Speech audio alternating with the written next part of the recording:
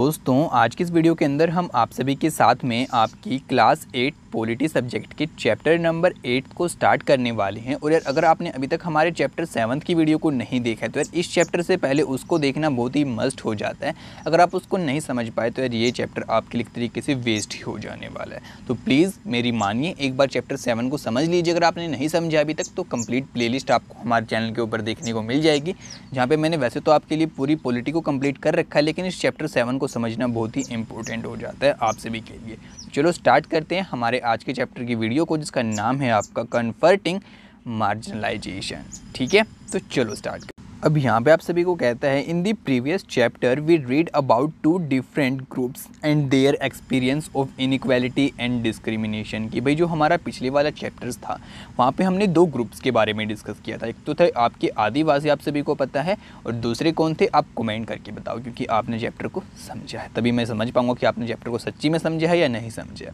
कि उन दोनों ग्रुप्स ने आपकी इनइक्वालिटी को भी फील किया और आपकी डिस्क्रिमिनेशन को भी फील किया है। ठीक है, उसके बाद बोलते हैं, through powerless such groups have fought, protested and struggled against being excluded और डोमिनेटेड बाय द अदर्स। अब यहाँ पे आप सभी ने ये बातों को भी समझा और इनको अपने दिमाग में देखा कि भाई उनके पास पावर कम थी और उन लोगों ने बाद में फ़ाइट भी की, प्रोटेस्ट भी किया, स्ट्रगल भी किया, जो उन लोगों को यहाँ पे डोमिनेट कर रहा था ग्रुप उसके खिलाफ, और बाद में अपने राइट्स को पाने के लिए बहुत कुछ लोगों ने करने की कोशिश की।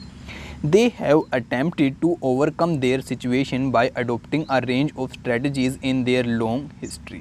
और आपने इस बात को भी समझा कि उन लोगों ने अपनी हिस्ट्री के अंदर बहुत सारे ऐसे कामों को करने की कोशिश की जिससे कि यार उनके भी अधिकार उनको मिल पाएँ और उनको भी छोटा ना समझा जाए हमारे समाज के अंदर। फिर बताता है, religion, solace, armed struggle, self-improvement and education, economic uplift, there appears to be no one way of doing things। अब यहाँ पे उसके बाद बताता है कि भाई जो उनका रिलीजियस था, यानी कि जो उनका धर्म था उसका सम्मान, उसके साथ में यार उन लोगों ने आर्म स्ट्रगल भी किया, सेल्फ इम्प्रूवमेंट करने की कोशिश की, एजुकेशन पाने की कोशिश की और इकोनॉमिक को अपने जो कंडीशंस थे उनको अपलिफ्ट करने की कोशिश की। There appearance to be no one way of doing things, in all cases the choice of struggle has depend on the circumstances that marginalized find themselves in। अब इन सभी स्पीयर्स के ऊपर हमने समझा कि भाई जो आपके मार्जिनलाइज्ड ग्रुप थे उनकी क्या सिचुएशंस थी और वो अपने आप को हर बार कहाँ पाते थे। फिर बताता है, in this chapter we will read about some of the ways in which groups and individuals challenge existing inequalities. तो जो हमारा आज का चैप्टर रहने वाला है, यहाँ पे हम कुछ ऐसी चीज़ों को समझेंगे जो कि आपके इंडिविजुअल्स होते हैं इन ग्रुप्स के अंदर, वो फेस करते हैं इनइक्वालिटीज़ को, किस टाइप की इनइक्वालिटीज़ वो लोग फेस करते हैं। फिर बताता है, Adivasi, Dalit, Muslim, women and other marginal groups argue that simply by being citizen of a democratic country they possess equal rights that must be respected।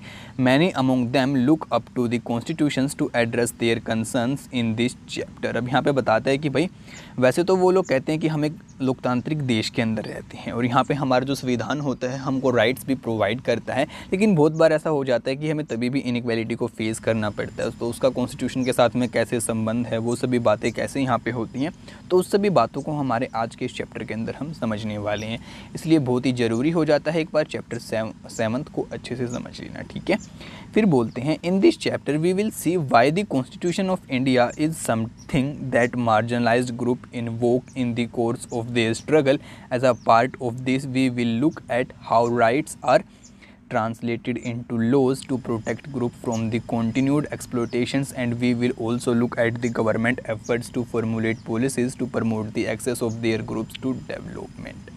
अब यहाँ पे आप सभी को यही बात समझाने की कोशिश कर रहा है और बता रहा है कि भाई हम सारी बातों को हमारे इस चैप्टर के अंदर समझेंगे कि भाई जो आपके मार्जिनलाइज्ड ग्रुप हैं कैसे वो लोग स्ट्रगल करते हैं, साथ ही जो हमारा कॉन्स्टिट्यूशन होता है कैसे उनकी हेल्प करता है, जो वो लोग डिमांड करते हैं, राइट्स की मांग करते हैं उनकी चीज़ों को बचाने के लिए, वो आगे चल के हमारा कैसे लॉ बन जाता है और गवर्नमेंट कैसे उन लोगों को प्रमोट करती है। तो ये सभी जो हमारे माइंड में क्वेश्चंस भी आते हैं इन सभी के आंसर हमें यहाँ पे मिलने वाले हैं। इस चैप्टर के अंदर हम बहुत सारी बातें समझने वाले हैं मार्जिनलाइज्ड ग्रुप्स के बारे में ही। तो एक तरीके से आप कह सकते हैं कि जो आपका चैप्टर 7 है और हमारा 8 है एक दूसरे से इंटरलिंक है, यानी कि पहले आपको 7 को समझना पड़ेगा फिर आप 8 को समझ पाएंगे। तो चलो अब आगे प्रोसीड कर लेते हैं हम। ठीक है, अब आपको आगे यहाँ पे एक पिक्चर शो कर रखी है, उसी के साथ यहाँ पे आगे हमारा टॉपिक स्टार्ट होता है जहाँ पे कहता है इन्वोकिंग फंडामेंटल राइट्स। तो यहाँ पे कहते हैं the constitution as you have learnt in the first chapter of this book, lays down the principles that make our society and politics democratic. अब यहाँ पे बताता है कि भाई हमने चैप्टर फर्स्ट के अंदर इसी बात को स्टडी किया था और बार बार समझा था कि भाई जो हमारा संविधान है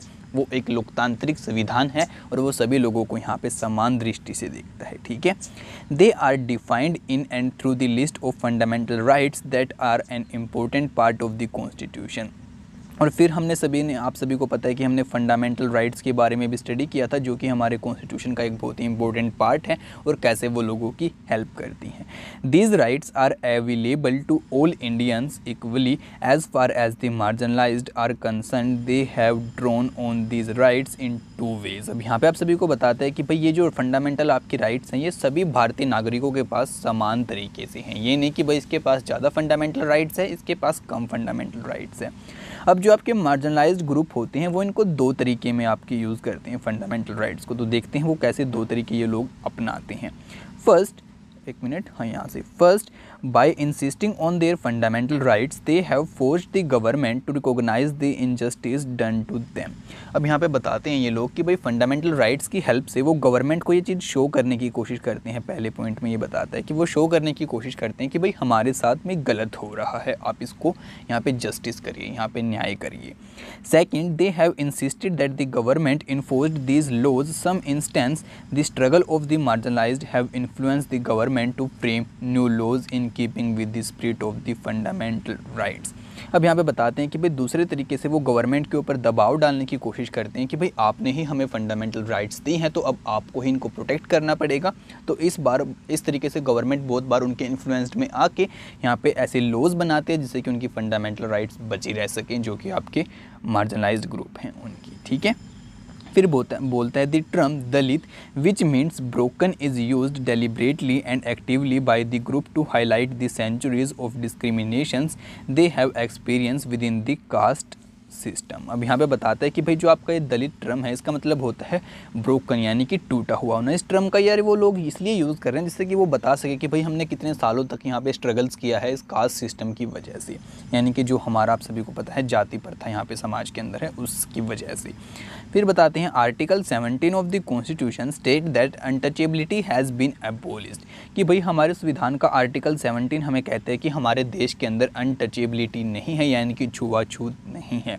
What this meant is that no one can henceforth prevent Dalits from educating themselves, entering temples, using public facilities, etc. अब आपके माइंड में आया होगा कि भाई जो आपकी अनटचेबिलिटी होती है इसका मतलब क्या होता है, तो वो भी आपको यहाँ पे समझा रखा है कि भाई जो आपके दलित लोग हैं उनको हम ऐसे कह दें कि भाई तुम नहीं पढ़ सकते, तुम इस मंदिर के अंदर नहीं जा सकते, या फिर तुम इस पब्लिक फैसिलिटी को यूज़ नहीं कर सकते। तो ये एक तरीके से यहाँ पे छुआछूत होगी, अनटचेबिलिटी होगी। तो हमारा जो आर्टिकल 17 है वो कहता है कि भाई ऐसा कुछ किसी के साथ में नहीं हो सकता। फिर बताते हैं वो आगे चल के, it also means that it is wrong to participate practice untouchability and that this practice will not be tolerated by the democratic government। अब यहाँ पे कहते हैं कि भाई जैसे जो भी लोग इस अनटचेबिलिटी को प्रैक्टिस करते हैं ये बिल्कुल ही गलत है, ऐसा बिल्कुल भी नहीं करना चाहिए और जो हमारी गवर्नमेंट है इसको बिल्कुल भी टॉलरेट नहीं करेगी। In fact untouchability is a punishable crime now. और अब तो आप सभी लोग जानते हैं कि भाई अनटचेबिलिटी आज के टाइम पे हमारे यहाँ पे एक पनिशेबल, यानी कि जिसकी बहुत ही आपको कड़ी पनिशमेंट मिल सकती है, ऐसा एक क्राइम बन चुका है। फिर आप सभी को आगे बताता है, एक मिनट कलर चेंज करते हैं, हाँ जी, कहते हैं कि there are other sections in the constitution that helps to strength the argument against untouchability. कि हमारे संविधान के अंदर और भी बहुत सारे ऐसे आर्टिकल्स हैं जो कि हेल्प करते हैं आपकी अनटचेबिलिटी को अबोलिश करने में और जो लोग ऐसा कुछ फील करते हैं उनकी हेल्प करने में। फॉर एग्जाम्पल, अगर आपको एग्जाम्पल लेके बताएं, article 15 of the constitution note that no citizen of India shall be discriminated against on the basis of religion, race, caste, sex और प्लेस ऑफ बर्थ। अगर आपको एग्जाम्पल के तौर पे हम बताएं तो आपको पता होगा कि हमारे संविधान के अंदर एक आर्टिकल 15 भी है और अब हम बात कर रहे थे आपकी 17 की। और 15 आर्टिकल आपका क्या कहता है कि भाई कोई भी आपका इंसान हुआ उसको हम उसके धर्म के बेस पे, उसकी कास्ट के बेस पे, उसके रंग के बेस पे, उसके सेक्स के बेस पे और कहाँ पे वो पैदा हुआ है इस चीज़ के बेस पे हम उसको यहाँ पे डिस्क्रिमिनेट नहीं कर सकते, उसके साथ में हम भेदभाव नहीं कर सकते कि भाई तू ऐसा है मैं ऐसा हूँ, ऐसा कुछ हम नहीं कर सकते। ये सभी बातें हमने समझी थी हमारी क्लास 7 की बुक के अंदर। फिर कहते हैं this has been used by Dalit to seek equality where it has been denied to them. अब इसी चीज़ का वो जो आपके दलित लोग हैं वो इस्तेमाल करते हैं जहाँ पे उनको इनइक्वालिटी फेस करनी पड़ती है, यानी कि जहाँ पे उनको इक्वल नहीं रखा जाता। अब आपको आगे बोलता है therefore Dalit can invoke or draw on a fundamental rights in a situations where they feel that they have been treated badly by some individual or community or even by the government। अब यहाँ पे बताते हैं कि भाई यहीं पे हमारे जो दलित लोग होते हैं वो हमारी फंडामेंटल राइट्स का यूज़ करते हैं अपने आप को बचाने के लिए, जहाँ पे उनको ऐसा लगता है कि भाई हमारे साथ में बुरा हुआ है, किसी लोग ने हमारे साथ में बुरा किया है, किसी ऑर्गेनाइजेशन ने बुरा किया है या फिर खुद गवर्नमेंट ने हमारे साथ में बुरा किया है यहाँ पे। तो ये कुछ बातें यहाँ पे आप सभी को समझाना चाहता है। फिर आप सभी को कहते हैं they have drawn the attention of the government of the India to the constitutions demanding that the government abide by it and do justice to them. और वो फिर हमारी गवर्नमेंट का ध्यान लेके जाती है उसके द्वारा दी गई फंडामेंटल राइट्स की तरफ, और फिर वो याद दिलाते हैं कि भाई गवर्नमेंट इनसे बंधी हुई है और गवर्नमेंट ने ही हमको कहा था कि हम आपको यहाँ पे इक्वालिटी प्रदान करेंगे, अब हमारे साथ में इनइक्वालिटी हो रही है तो अब आप ही कुछ कीजिए।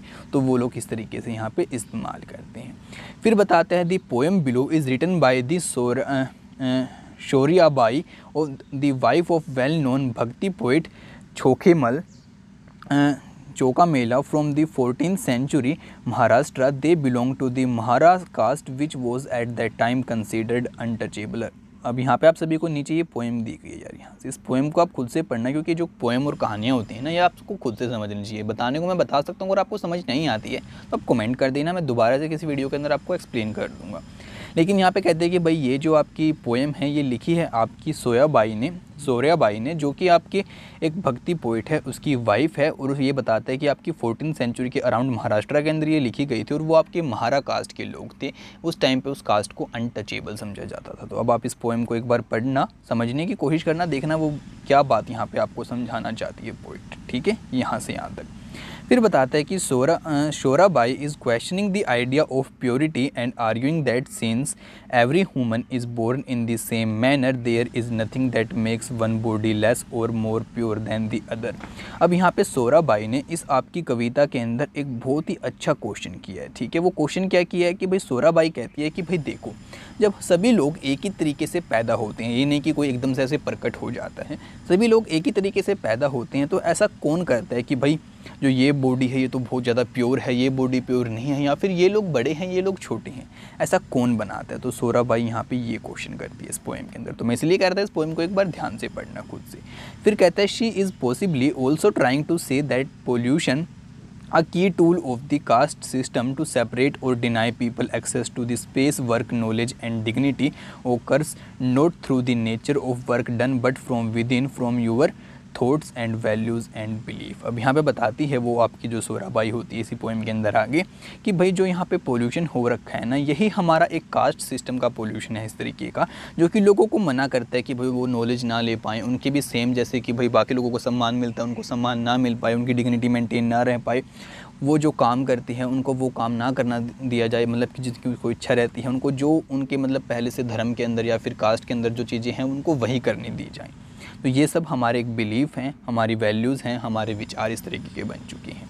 तो चलो अब हम आगे प्रोसीड करके आगे समझ लिए। अब कहता है likewise other minority groups have drawn on the fundamental right sections of the constitutions, they have particularly drawn upon the rights to freedom of religion and the cultural and the educational rights. अब यहाँ पे आप सभी को यही बात समझाने की कोशिश करते हैं कि भाई इसी तरीके से जो बाकी आपके माइनॉरिटी ग्रुप्स हैं वो भी कुछ इसी तरीके से हमारी फंडामेंटल राइट्स का इस्तेमाल करते हैं अपने आप को बचाने के लिए।